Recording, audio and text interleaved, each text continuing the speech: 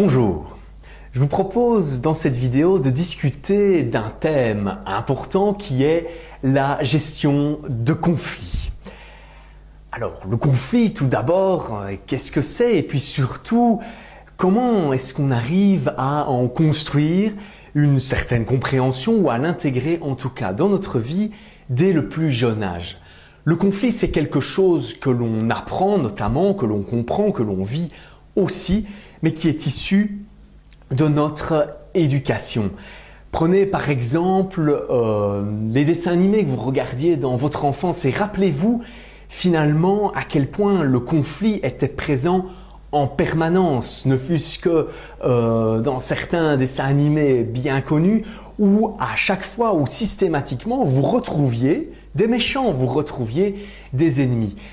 L'idée de conflit, l'idée d'opposition, vous avez été baigné dedans depuis le plus jeune âge. Vous avez appris ce que c'était, vous l'avez intégré avec évidemment le côté un peu pervers de cet aspect qui est que vous avez aussi intégré d'une certaine manière le fait que des ennemis, des méchants, des conflits, il y en a tout le temps. Tout ce que vous regardiez quand vous étiez plus jeune, il y en avait à chaque fois et que donc il s'agissait sans doute d'une certaine manière, d'une composante, d'un élément de la société qui est présent en permanence. Il va falloir combattre cela forcément, passer au-dessus de ces préconceptions, de ces idées qu'on peut avoir du conflit pour arriver à le gérer au mieux.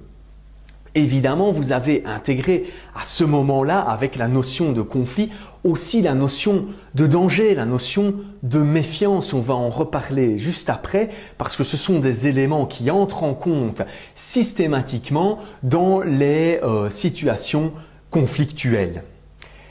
Alors quelques précisions avant de poursuivre, axées sur ce que nous venons déjà de dire et qui nous donnera une définition déjà un peu plus précise de ce qu'est un conflit. Un conflit, ça suppose forcément qu'il y ait en présence au moins une personne, on en parlera juste dans la suite, parfois plusieurs ou en tout cas une ou plusieurs entités. Le conflit, c'est une rencontre entre ces entités, entre l'entité et elle-même, entre la personne et elle-même, ou bien entre plusieurs personnes, entre plusieurs groupes par exemple. C'est une rencontre, il y a donc une dimension forcément humaine et on le verra, pas toujours rationnelle. Parce que ces entités, elles ont, dans les cas conflictuels, généralement des intérêts différents, des intérêts qui vont s'opposer. Si les intérêts que vous avez avec une autre personne sont parfaitement en phase, il y a peu de chances que vous rentriez dans une situation conflictuelle avec elle. Par contre, si ça n'est pas le cas, des situations difficiles vont se présenter et pourraient dégénérer en situation conflictuelle par exemple. Nous allons voir comment idéalement éviter cela et si jamais la situation se présente, comment réagir au mieux.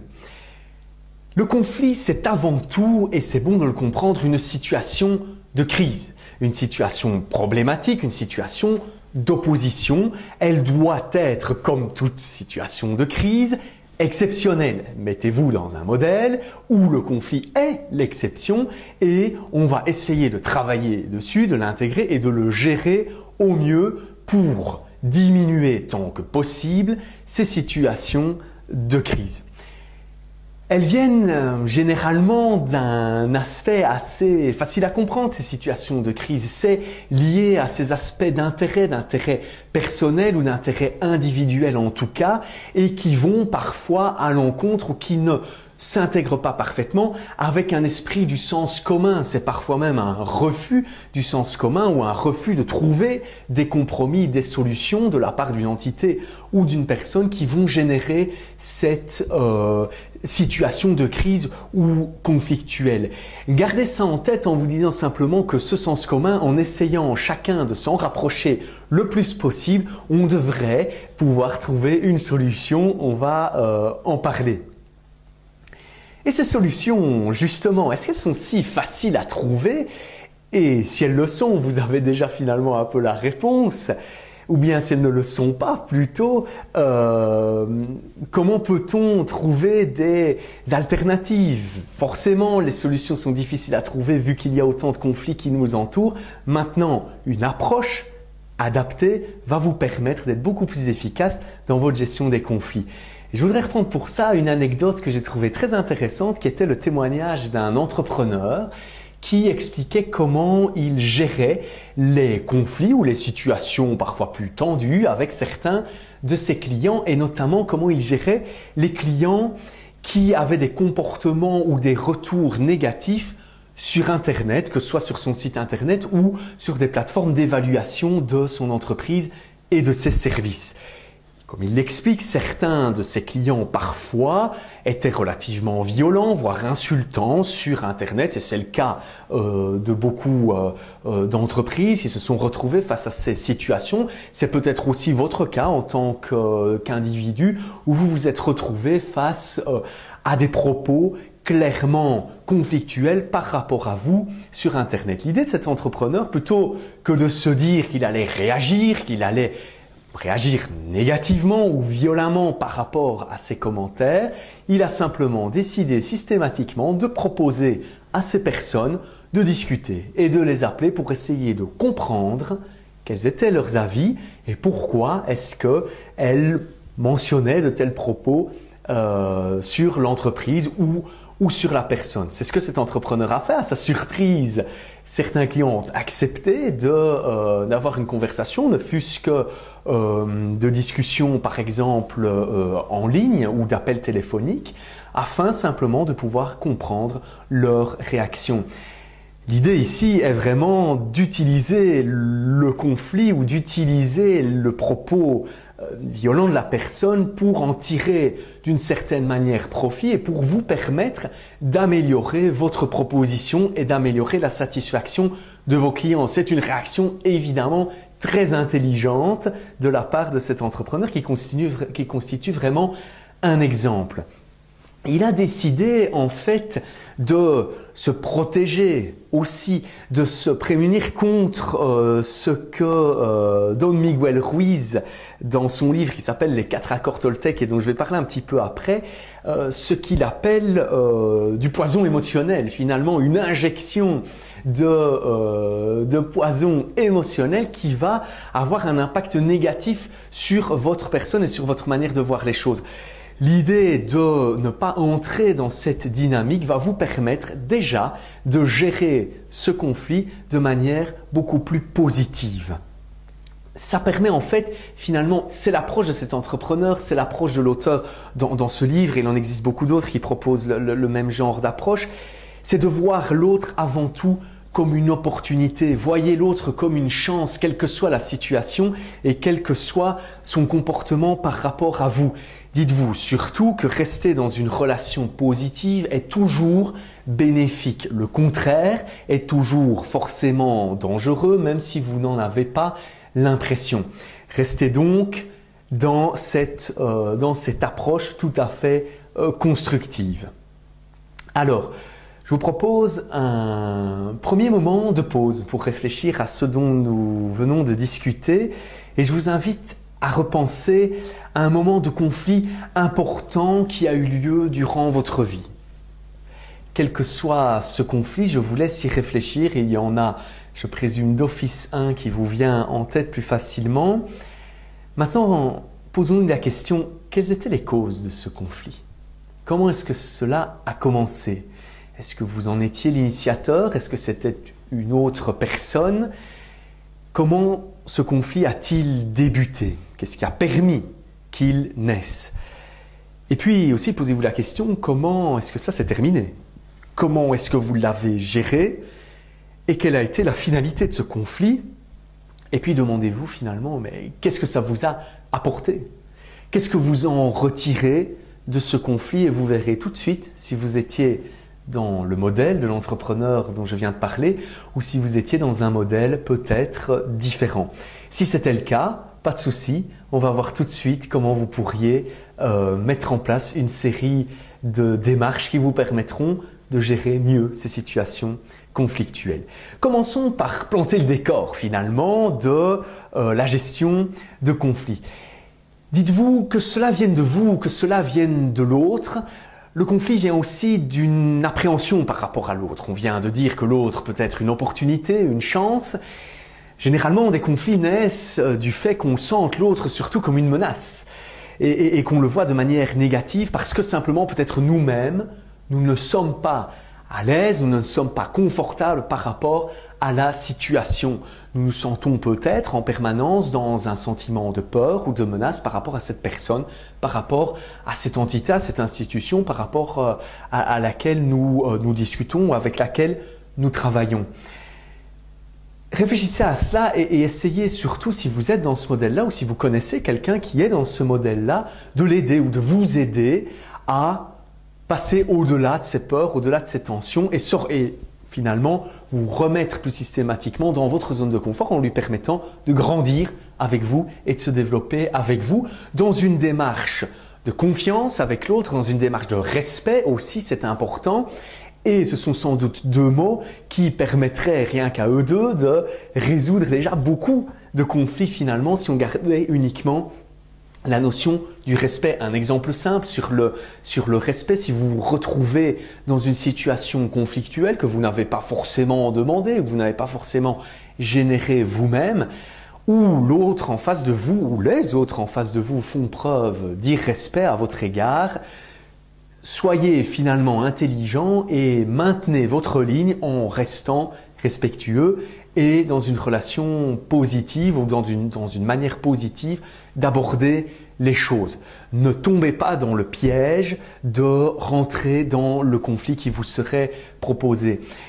Ces aspects de confiance et de respect vont vous permettre, avec les personnes avec qui vous travaillez ou les personnes que vous fréquentez, de vous inscrire dans une démarche durable, dans une relation saine, positive et sur le long terme, ce qui est toujours positif pour vous, évidemment.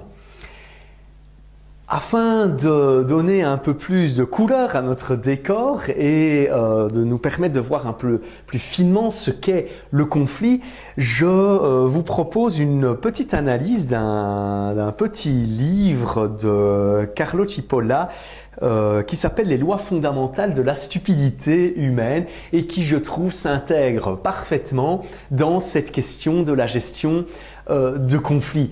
Alors, on va parler ici de stupidité, le mot parfois fait rire, mais on va surtout parler de la stupidité de comportement humain dans une approche tout à fait rigoureuse, tout à fait scientifique que l'auteur nous propose pour essayer d'analyser finalement et de comprendre quel est le comportement stupide et vous le verrez qui en fait est à la base de beaucoup de situations conflictuelles.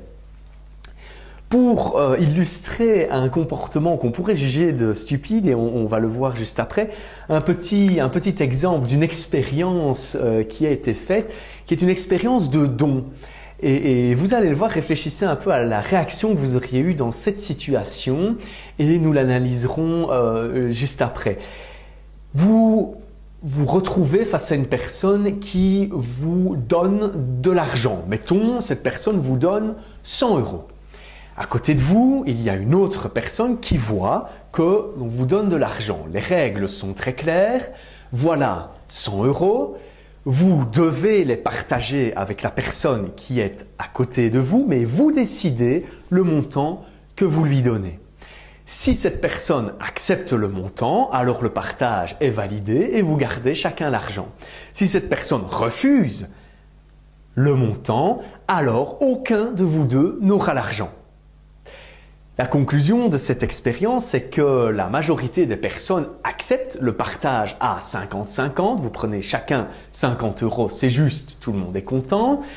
Par contre, et c'est assez surprenant d'une certaine manière, mais très intéressant, beaucoup de personnes vont refuser le partage si vous leur donnez moins que ce que vous prenez. Par exemple, si vous leur donnez 20 € et que vous en gardez 80.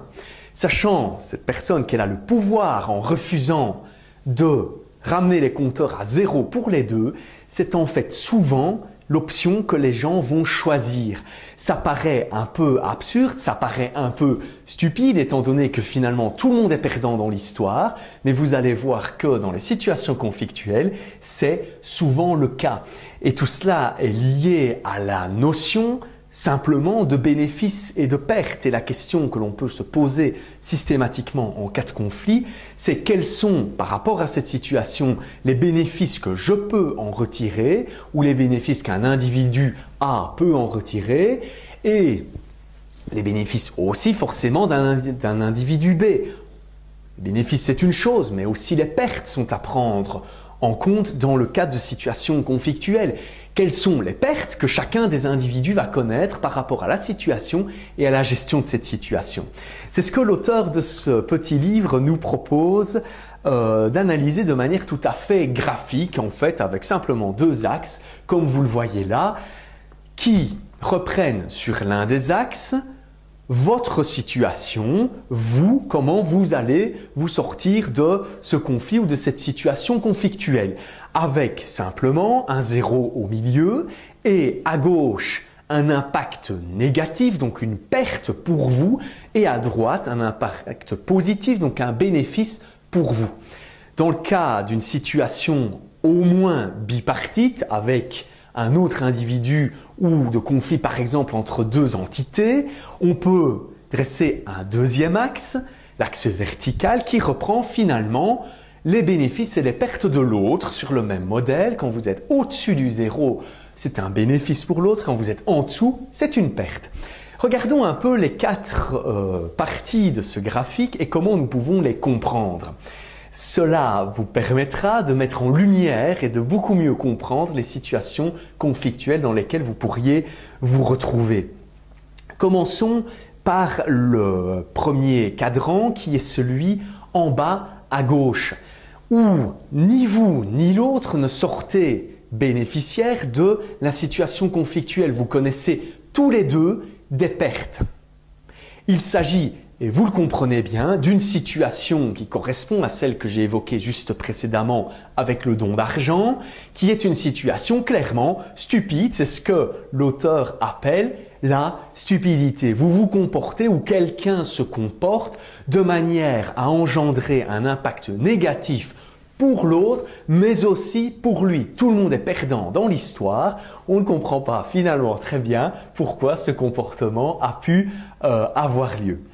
Les autres cadrans reprennent les autres situations. Si vous prenez le cadran au-dessus à gauche, où il y a un impact négatif pour vous et un impact positif pour l'autre, vous êtes clairement dans une action que vous mèneriez par exemple, où vous pouvez être considéré, c'est l'auteur qui le dit, comme crétin. Pourquoi? Parce que finalement, il utilise évidemment ces termes de manière tout à fait scientifique pour nommer les différentes catégories, simplement parce que vous menez une action qui va vous porter préjudice et qui va générer un bénéfice pour les autres. Vous n'êtes pas du tout dans une situation équilibrée, vous êtes dans une situation également absurde d'une certaine manière et relativement irréfléchie, qui peut aussi forcément générer des conflits, quand vous vous en rendrez compte par exemple, ou de réactions de l'autre en face de vous.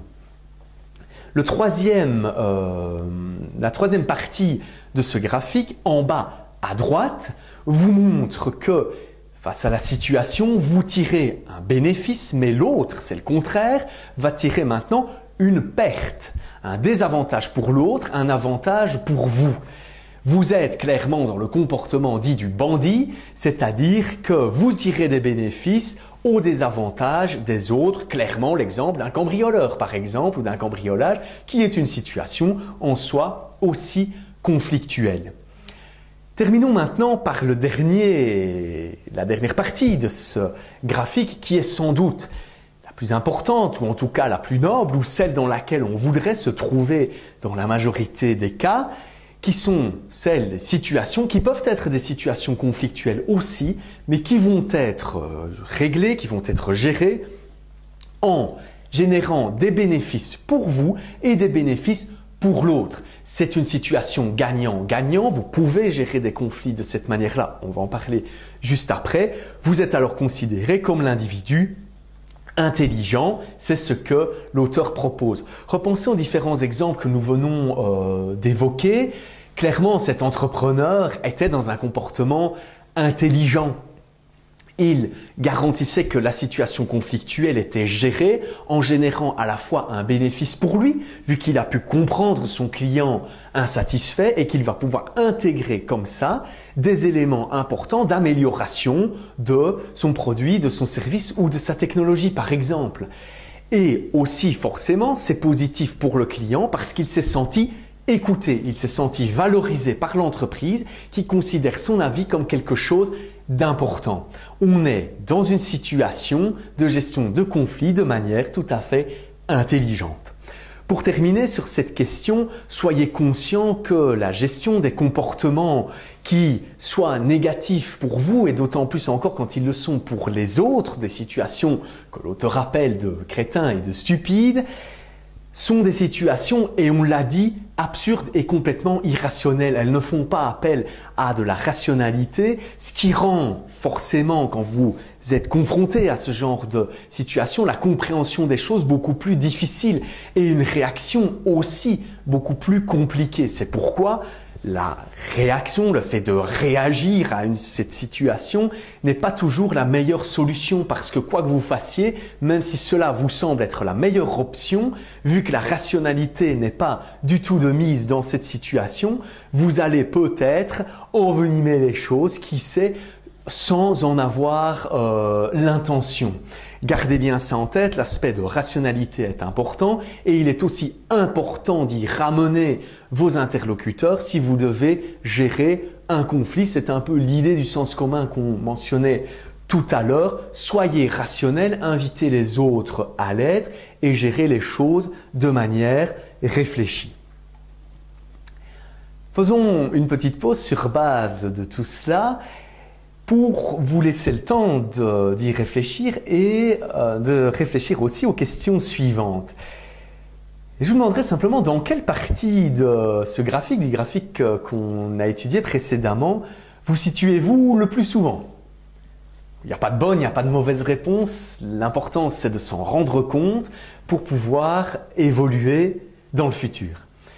Où est-ce que vous vous positionneriez? Sans doute pas toujours dans la même partie, clairement. Dans quel cas êtes-vous dans celle-là? Dans quel cas êtes-vous dans une autre? Mettez des mots sur tout ça, essayez d'identifier ces situations. Aussi, sur base de cela et de toutes ces approches, quelle serait votre définition du conflit? Comment est-ce que vous voyez le conflit? Comment est-ce que vous le gérez? Et comment est-ce que vous le définissez? Bien le définir vous permet évidemment de reconnaître la situation conflictuelle quand elle se présente beaucoup plus efficacement. Enfin, quel est votre rapport au conflit et quel est votre sentiment face à ces situations conflictuelles? Si le conflit vous atteint, réfléchissez à comment l'intégrer mieux sur base de tout ce que nous venons déjà de discuter pour mieux agir en conséquence. Sur base de vos réflexions, je vous propose de passer à la partie suivante. En pratique alors, comment est-ce qu'on gère ce conflit? On a bien compris finalement d'où il pouvait venir et comment il était structuré, etc. Mais comment le gérer? Il existe différents types de conflits et les différents exemples que nous avons mentionnés précédemment nous ont permis de les découvrir déjà en partie. Ces types de conflits, ils peuvent être tout d'abord des conflits intrapersonnels, c'est-à-dire des conflits propres à la personne elle-même. C'est un seul individu qui est en conflit avec lui-même. C'est le cas sans doute de temps en temps aussi pour vous. De vous dire finalement vous êtes dans une situation où vous agissez de manière par exemple contraire à vos valeurs, à vos intentions, ou bien vous êtes dans une situation professionnelle ou privée qui ne vous convient pas, qui ne vous satisfait pas, vous êtes d'une certaine manière en conflit avec vous-même. Et la gestion de ce conflit peut très bien se faire de la même manière que des conflits avec d'autres personnes. Un autre type de conflit est un conflit interpersonnel, un conflit bipartite par exemple, comme on le mentionnait précédemment, entre deux personnes, entre deux individus, entre deux êtres humains qui va se gérer aussi et avec une série d'outils que nous allons mentionner juste après.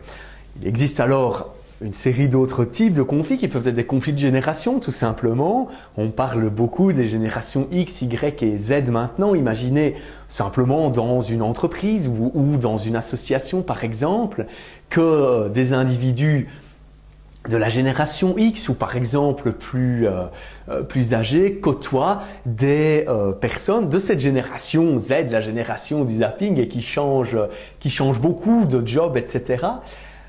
Vous voyez directement qu'il y a un milieu d'entente à trouver entre les deux, que leur vision des choses ne va pas être la même, qu'elles vont avoir sans doute des intérêts qui vont être différents, pas forcément opposés, mais qui ne vont pas forcément s'intégrer en permanence.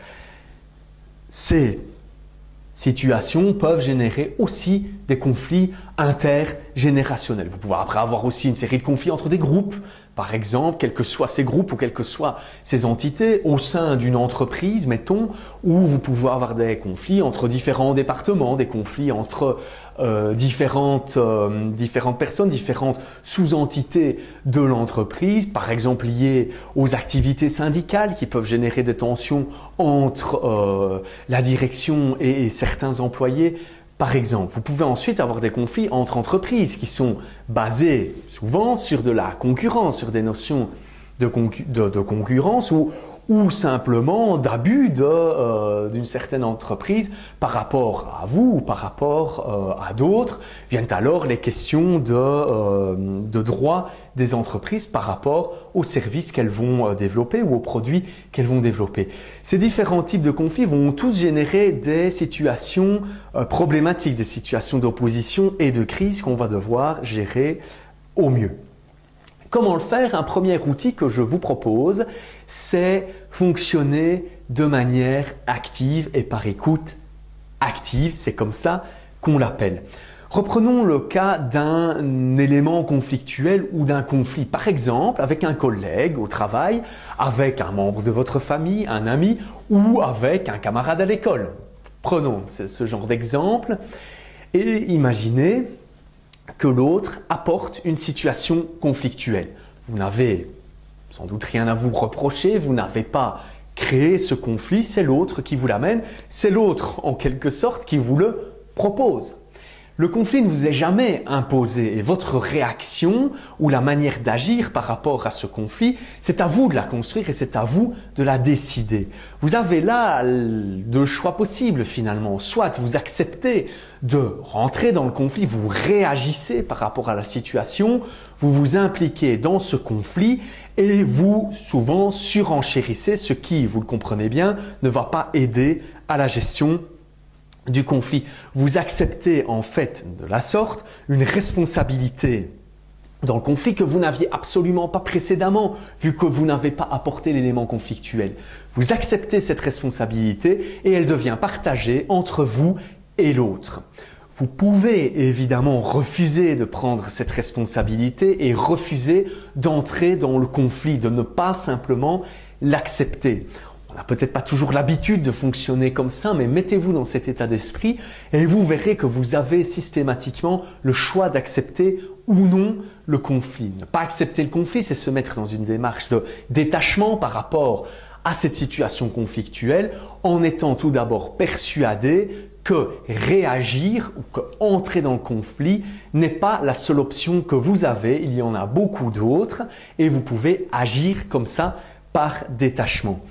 La réaction positive que vous pourriez avoir dans ce cas-là pourrait être justement dans une gestion intelligente de la situation, positive pour les deux intervenants du conflit, serait par exemple de fonctionner par écoute active. Et comme son nom l'indique, vous écoutez l'autre. Si l'autre vient vers vous, c'est qu'il a des choses à vous dire. Si l'autre apporte un élément conflictuel, c'est qu'il a un message qu'il voudrait vous passer, qui peut être lié à des éléments de détail, à des éléments parfois très précis, parfois un peu ridicules, mais réfléchissez à ce qu'il pourrait y avoir au-delà de ça. Il y a d'office un message et essayez de le comprendre, essayez de comprendre l'autre qui est en face de vous avant même de réagir et cela vous évitera évidemment de réagir. Écoutez l'autre, écoutez son point de vue, écoutez sa position et entamer, pourquoi pas une discussion, mais en tout cas indiquer à l'autre personne que vous l'écoutez bien, que vous le comprenez bien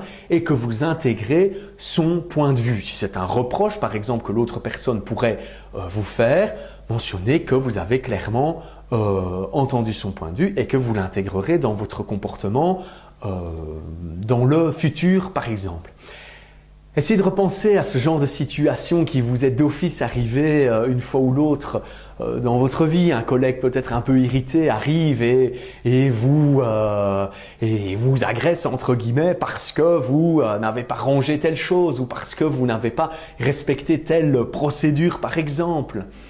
Ok, vous avez peut-être une certaine responsabilité dans ce qu'il vous reproche et vous pouvez le comprendre et vous pouvez l'intégrer. Simplement, la prochaine fois, vous y serez plus attentif et vous pouvez simplement clore le conflit là-dessus. Vous avez entendu le message, vous avez sincèrement compris aussi l'autre et cela va vous permettre à la fois de vous améliorer et à la fois à l'autre d'avoir eu ce sentiment important d'être entendu. Et ça, c'est fondamental. Si il est entendu, il est donc apaisé et vous pouvez comme ça sortir du conflit finalement, même avant qu'il s'envenime ou même sans rentrer dedans, en étant sûr que tout le monde est apaisé et y a trouvé une situation positive. Vous avez géré le conflit par écoute active de manière tout à fait proactive. Une autre manière, mais qui s'intègre tout à fait avec tout cela, mais qui structure un peu plus ces choses, de gérer un conflit, c'est une approche totalement gagnant-gagnant. On vient de le mentionner avec l'écoute active, on l'a mentionné précédemment avec notre magnifique graphique sur la stupidité humaine. Imaginez que vous êtes dans ce comportement intelligent, que vous êtes dans cette approche d'écoute active complètement. Quelles sont les différentes étapes que vous mettez en œuvre afin de garantir une solution si la simple écoute et compréhension de votre interlocuteur n'est pas suffisante? Commencez par identifier clairement le problème. Et le problème n'est pas toujours le détail que l'autre va mentionner, mais il est sans doute parfois plus profond. Identifiez-le, mettez des mots dessus, ils sont importants. Ensuite, recherchez les différentes solutions qui s'offrent à vous et analysez-les en détail avec, par exemple, votre interlocuteur. Listez ces solutions. Vous allez les évaluer ensemble, voir lesquelles sont les plus positives, lesquelles le sont moins, lesquelles sont les plus intéressantes. Et cela va vous permettre, sur une base réfléchie, sur une base rationnelle, de choisir l'une de ces solutions. Une fois que vous avez fait un choix, et il le faut bien, vous allez mettre en place cette solution. Si vous êtes, par exemple, le manager, vous devez mettre en place la solution. Vous ne pouvez pas laisser votre interlocuteur ou votre collègue sans solution. Une fois qu'elle a été identifiée, vous l'implémentez, vous mettez les choses en place et vous les concrétisez. C'est important. Une fois que ça a été fait, assurez enfin un processus d'évaluation de cette idée, d'évaluation de cette solution pour en tirer des résultats et voir finalement si d'autres adaptations sont encore nécessaires, si vous devez chercher d'autres solutions ou entreprendre certaines améliorations. Imaginez ce processus dans n'importe quel conflit, dans n'importe quelle situation, qu'elle puisse être familiale, professionnelle ou scolaire, et imaginez-vous dans ce genre de modèle de résolution de votre conflit qui soit gagnant, tout le monde en sort finalement d'une certaine manière content et tant que faire se peut grandi. C'est l'idée de cette approche. Alors, pour compléter et pour permettre de donner encore plus de nuances par rapport à tout ce que nous venons de discuter, il est possible de gérer le conflit forcément, et vous venez de le voir, une fois qu'il se présente, pour essayer de l'arrêter le plus rapidement possible, s'il est avancé, de le résoudre de manière en tout cas positive, intelligemment et rationnellement. Il est aussi possible de prévenir le conflit, de l'éviter, pas de le contourner, mais de créer une situation qui va garantir que le conflit ne puisse pas naître.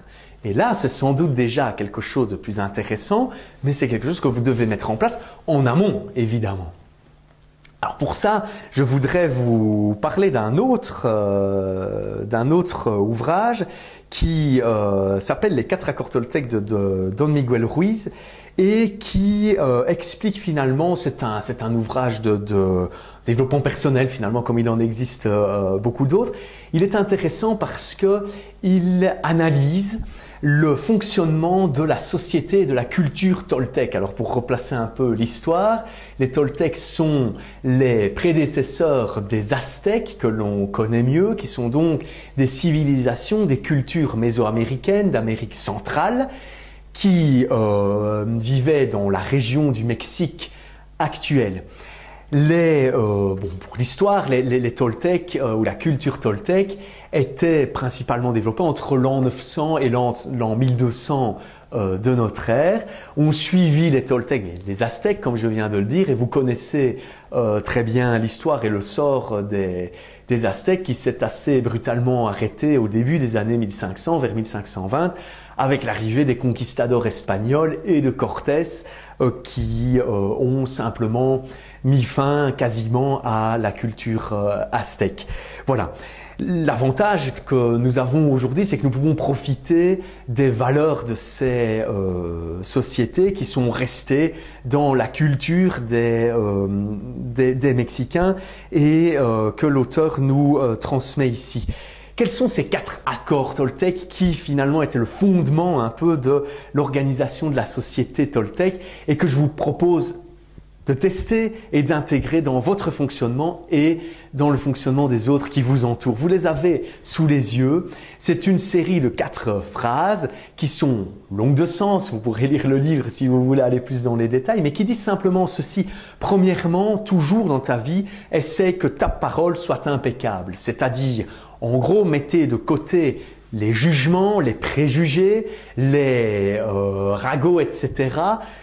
N'y pensez plus, ne rentrez plus dans ces processus de discussion. Vous verrez déjà que cet aspect-là peut améliorer beaucoup la situation et peut éviter beaucoup de conflits. C'est ça que l'auteur entend par une parole impeccable. Ensuite, n'en faites jamais une affaire personnelle. Comme l'exemple de notre entrepreneur tout à l'heure, ne vous sentez pas directement touché ou agressé par un conflit qui vous serait proposé. Prenez de la distance, ne rentrez pas dedans, pratiquez l'écoute active et ne le prenez surtout pas personnellement. Vous seriez clairement dans un modèle négatif si c'est ce que vous faites. Peut-être que certains parfois reproches qui vous seraient faits sont justifiés, mais intégrez-les pour l'amélioration de votre personne et votre développement personnel et pas uniquement finalement comme une agression personnelle. Ensuite, ne faites pas de suppositions. Ok, bon, ça c'est aussi sans doute un aspect fondamental du bien vivre ensemble. Beaucoup de conflits viennent de suppositions, viennent de faits en fait qui ne sont pas réels, qui sont inventés, qui sont le produit de l'imagination des gens. Ceci étant lié d'autant plus à des jugements et à des ragots, vous imaginez tout de suite une situation extrêmement négative et conflictuelle que l'on peut créer et qui ne serait pas simplement né si on avait pu intégrer ces principes dans notre manière de fonctionner. Enfin, ce que les Toltecs appliquaient tant que possible, c'était cette dernière phrase, fais toujours de ton mieux. Simplement parce que en faisant de votre mieux, avec authenticité évidemment, mais en faisant de votre mieux, vous garantissez que vous n'avez finalement pas de regrets ou peu de regrets et que beaucoup moins de reproches finalement pourraient vous être faits vu que vous avez donné le maximum. Mettez-vous à la place par exemple de ce manager, de ce leader d'équipe qui intègre ces 4 principes et qui constate par exemple dans une de ces équipes que l'un de ses collègues est un peu sous-performant ou n'arrive pas à être au niveau attendu de lui. Posez-vous ces questions-là et si la personne déjà fait de son mieux, l'approche va être complètement différente. On va peut-être essayer de l'aider, de lui proposer de la formation pour l'aider à s'améliorer, à devenir meilleur et à résoudre ses problèmes. Si clairement vous n'êtes pas dans ce modèle où vous faites de votre mieux, vous n'aurez pas sans doute ce répondant-là et vous n'aurez pas cette relation avec par exemple votre manager ou avec vos équipes si vous êtes vous-même manager. Ces 4 Principes qui, effectivement, sont très difficiles à mettre en œuvre, mais peuvent vous aider à éviter, à limiter en tout cas le conflit tant que possible. Sur base de tout ce que nous venons de discuter, je vous propose un nouveau moment de pause pour que vous puissiez réfléchir à la question suivante. Quel a été votre rôle dans vos derniers conflits? Quel rôle est-ce que vous y occupiez? Est-ce que vous étiez celui qui amenait le conflit ou est-ce que vous étiez celui qui le recevait, par exemple? Et quelle technique avez-vous utilisé pour essayer de gérer ces situations? Est-ce que vous aviez des techniques ou est-ce que vous étiez simplement démunis? Réfléchissez à tout ça, réfléchissez à ce que nous venons de discuter ensemble et à ce que vous pourriez éventuellement réutiliser et intégrer dans votre pratique quotidienne et dans votre gestion quotidienne des conflits. Prenons maintenant un peu de recul, prenons un peu de distance par rapport à tout ça.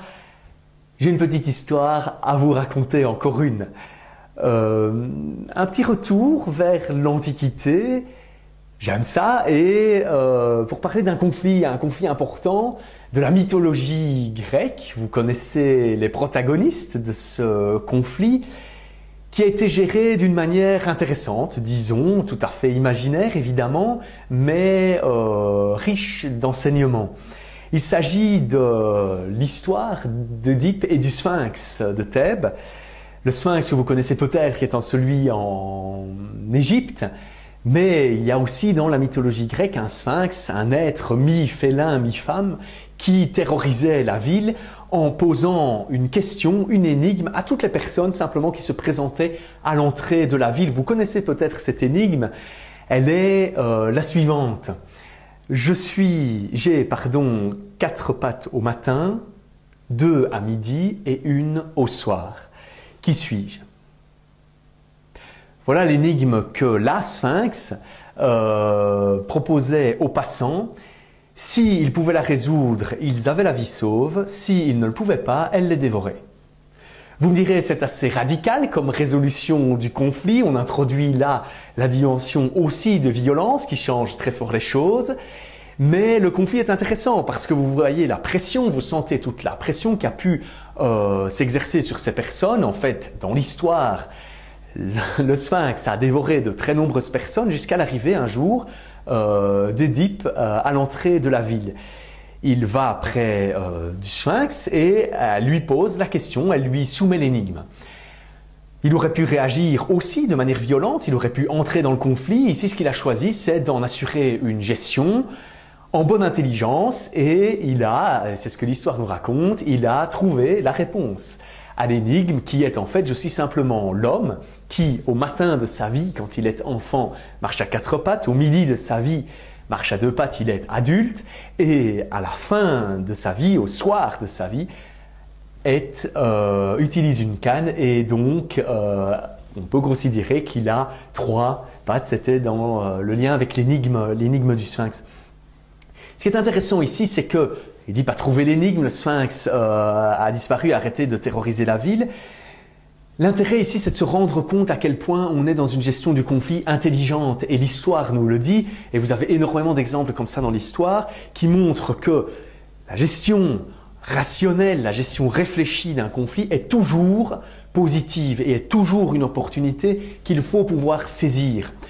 Si vous vous remettez, si on revient à l'époque contemporaine, imaginez la gestion par exemple d'un conflit entre 2 entreprises.